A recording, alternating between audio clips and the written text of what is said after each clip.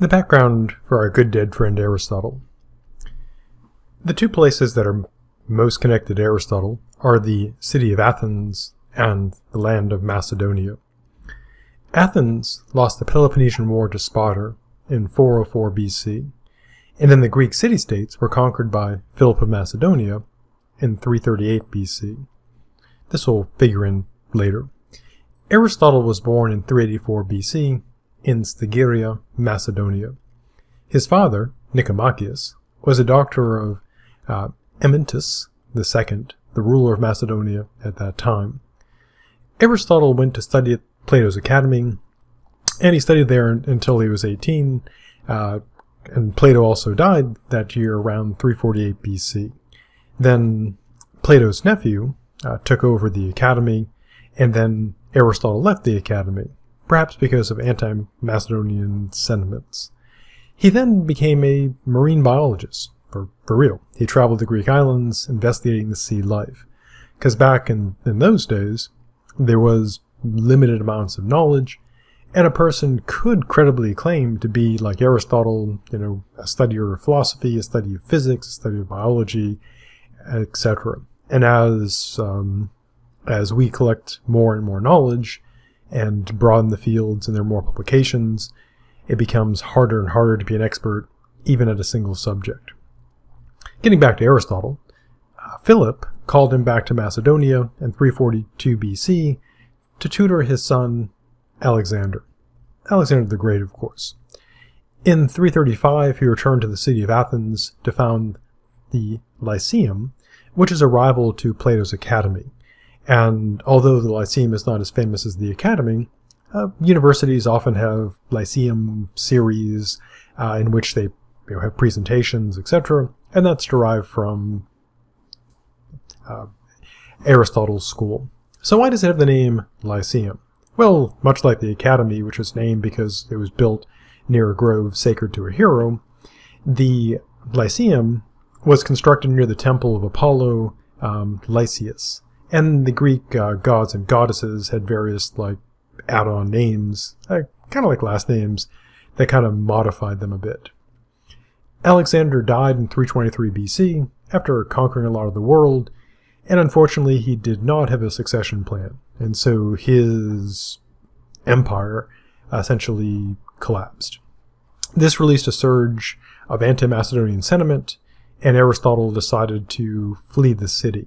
And his reasoning was this: he fled lest the Athenians should sin twice against philosophy. A reference, of course, to Socrates, who they killed a while before. He ended up dying in 322 BC, and is, of course, still dead today. His will reflected his generous and affectionate nature. He provided generously for his family and servants, and he requested that he be buried next to his first wife, Pythias, although he did express affection for Hephaestus, his second wife. A little more background for our good dead friend Aristotle.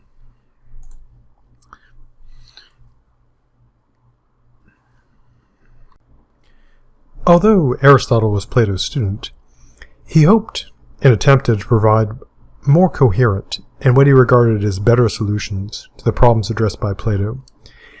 He was clearly very fond of Plato and gave him very high praise, which was, he described Plato as whom bad men have not even the right to praise. But he didn't hesitate to follow where his reason and argumentation led him, even if that went against the teachings of Plato. To quote him again, he said, "It would perhaps be thought to be better, indeed to be our duty, for the sake of maintaining the truth, even to destroy what touches us closely, especially as we are philosophers, or lovers of wisdom, for while both are dear, piety requires us to honor truth above our friends." From the Nicomachean Ethics. That, of course, could seem rather harsh, to choose truth above one's friends, but if one's friends are liars, and if one's associates are lying as well, then I think a pretty good case could be made for choosing truth over lies. And if one's friends are liars, one might consider getting other friends, perhaps.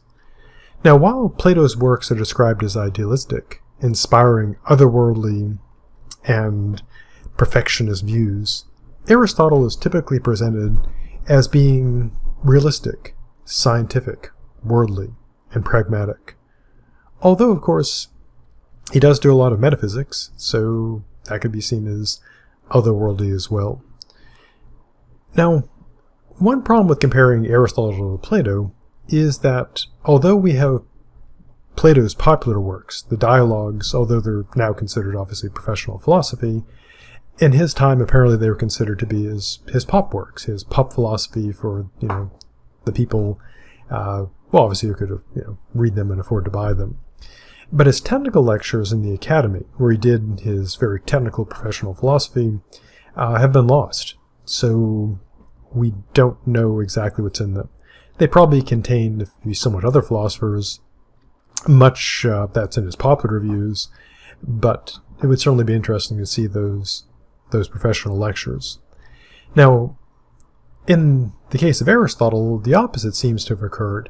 His technical works, like his professional philosophy, mostly in the form of his lecture notes, were preserved, while his more popular works, ones aimed at more general educated audience, including his dialogues, did not.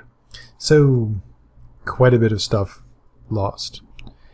Now, when comparing Aristotle and Plato, it's informative to look at how Plato focused so heavily on mathematics, and he aimed at the forms, these perfect, ideal entities, that you can only fully understand by reason, but cannot understand by the senses.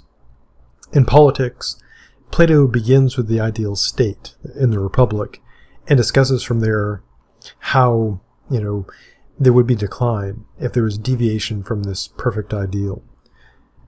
Now, Socrates did claim that it did not matter if the ideal state of the Republic could be made real, but we should still focus on this ideal. There's a saying like, if you aim for the stars and you miss, you'll still hit the moon, unless of course your rocket explodes and you die. Well, anyways.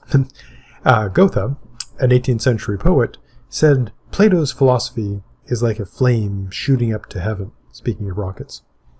Now, Aristotle, if you wanted to look at Plato in terms of being the math guy, Plato's student Aristotle looked at in terms of biology. Again, he traveled among the Greek islands doing biology. He also did non-marine biology, but, kind of interesting backstory of him traveling the islands, discovering various marine things.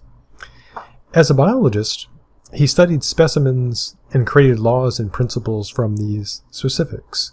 So universal knowledge on this approach would arise from and be applied to the world of changing particulars. So he takes a much more literally down-to-earth approach relative to Plato. He also had this approach in his work on politics. His classic work on politics survives, and he surveyed 157 constitutions, organized them into categories, because Aristotle's big on categories, and considered which type would work best in what circumstances. And his conclusion was a very practical one, that there is no one ideal formula for all societies.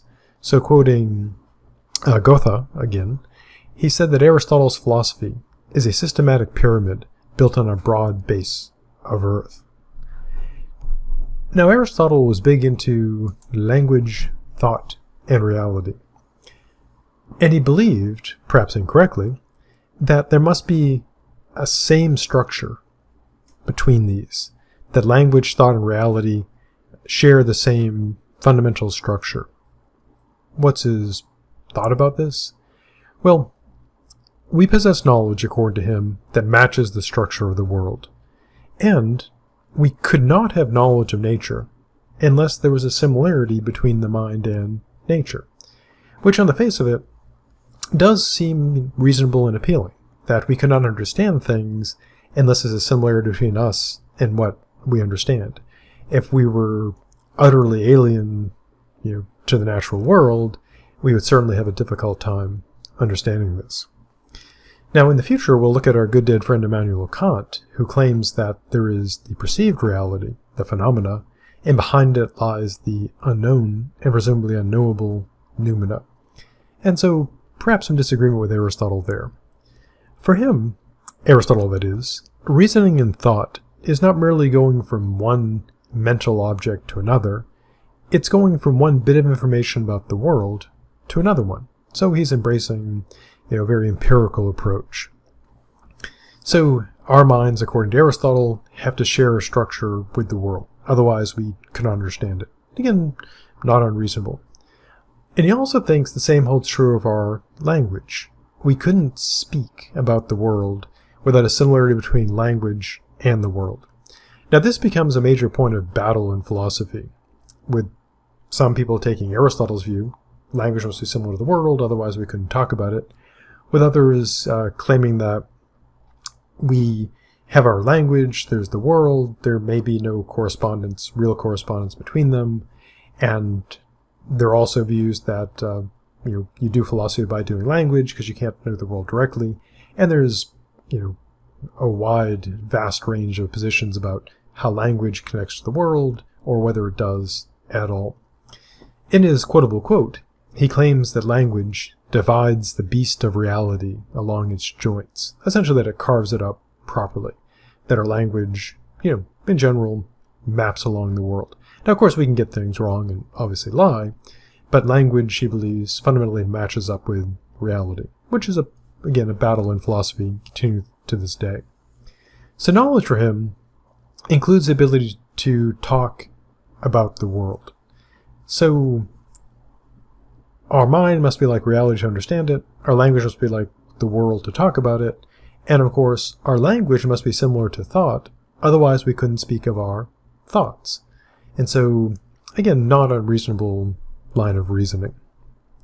Now, Aristotle, in addition to his stuff with language, thought, and reality, and again, this is a matter of battle to this day, he's also big on the categories. So his goal was this. He wants to find the structure of language, the structure of thought, and the structure of the world. And he believes that how we speak and understand things will give us the categories of thought and language, and also of reality. Because, again, his assumption is that language, thought, and reality all share a similar or perhaps even the same structure. So investigating one tells you about the other.